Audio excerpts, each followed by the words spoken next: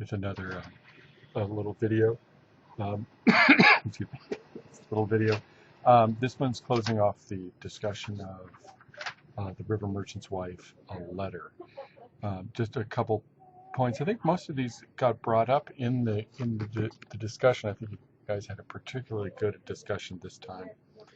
But I just wanted to emphasize a couple things from the poem. If you want to write about this poem, here's some things maybe to think about.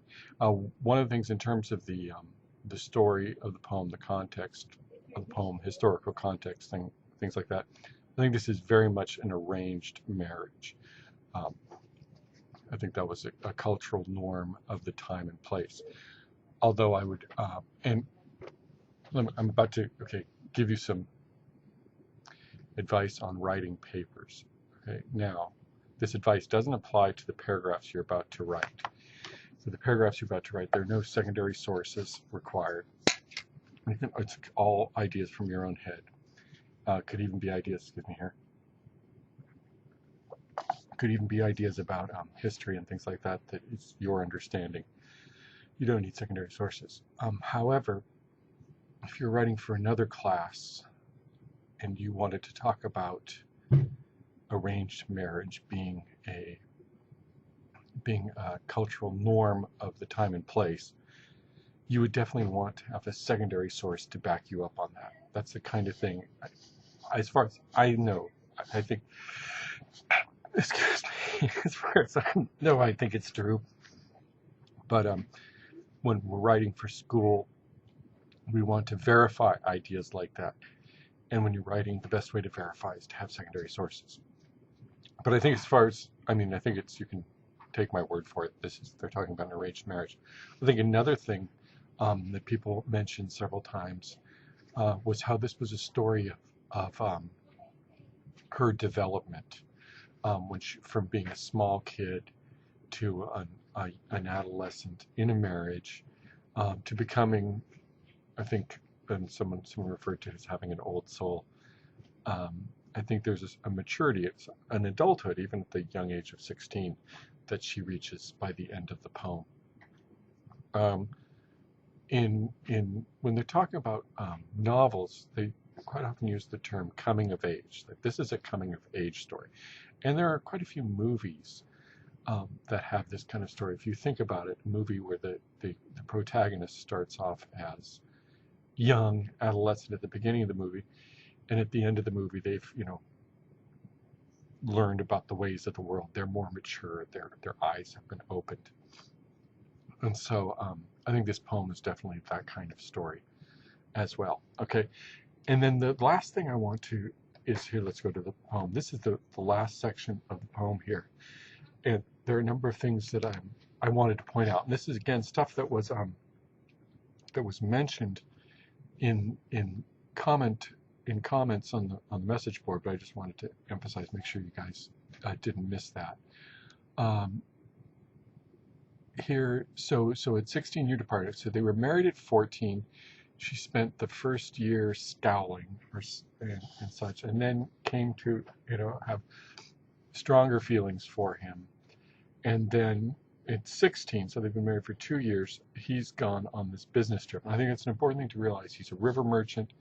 He's on a business trip. He has, his livelihood, his wealth is acquired, but through travel. So he has to leave on this trip. He's not deliberately abandoning her. He doesn't have the walking blues, as it were. He's away on business. I think when they say the river merchant's wife in the title, I think that tells us, explains to us what exactly it is that he's doing on this trip.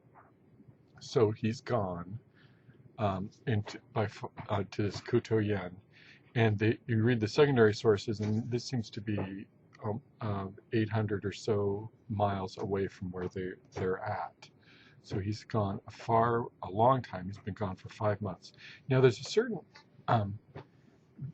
in the closing part, notice how the river merchant's wife expresses her feelings not by direct statement. She does not say, I am depressed, I am sad, but she expresses her feelings in the way she describes things in the outside world. So we've got this line here, the monkeys make sorrowful noise overhead. This is a very unusual thing, at least from our understanding of monkeys. Maybe it was different in this culture, but our understanding, we usually think of monkeys as sort of antic, happy creatures, and we don't think of them as making sorrowful noise. It seems the possibility that the monkeys aren't making any different noise than they've ever made before. It's just now in the state she is, she hears it as sad. And so even though she's talking about something, some sense experience, that something she's something she's hearing, it's actually describing an inner state. Okay, and then another something notice here. Then you dragged your feet when you went out, so he has to leave on business. This is also, notice that this is another example that he doesn't have the walking blues, that he doesn't want to leave, but he has to. There, okay, so, and that's then the image then of him leaving, and then she's looking at the gate where he left, and she says, the moss has grown, the different mosses, too deep to clear them away. Now, I think I made this joke on the message board. If there's one thing we know about here in the Pacific Northwest, it would be moss, and I think 5 months worth of moss is not enough for it to be unable to clear it away. So I think, again, this sort of, even though she's talking about the external world, it's describing her inner state. She's almost paralyzed with depression. She can't even sweep and do normal cleaning. Okay, and then this one here,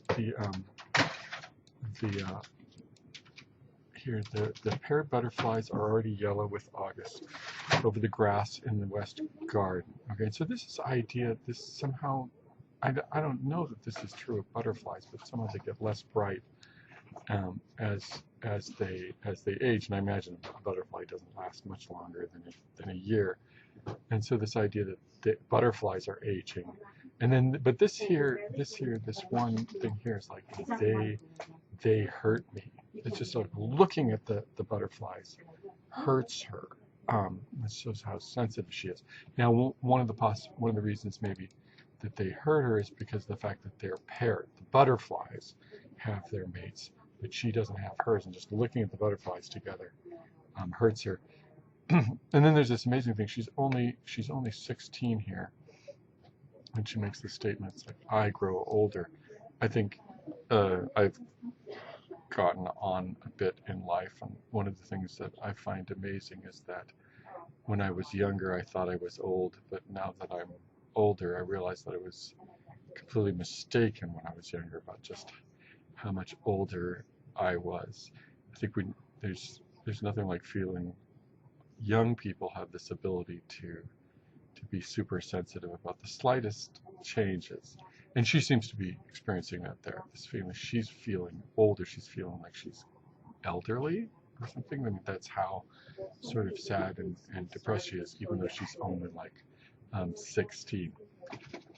Okay, so I think that's how we'll close it off here. I'll try to keep my promise that I'll keep it short. And again, if you have any questions about the paragraphs or anything like that, or need any help, I hope that my announcements of last night help clear things up more. Don't forget to contact me. Okay, I'll talk to you later.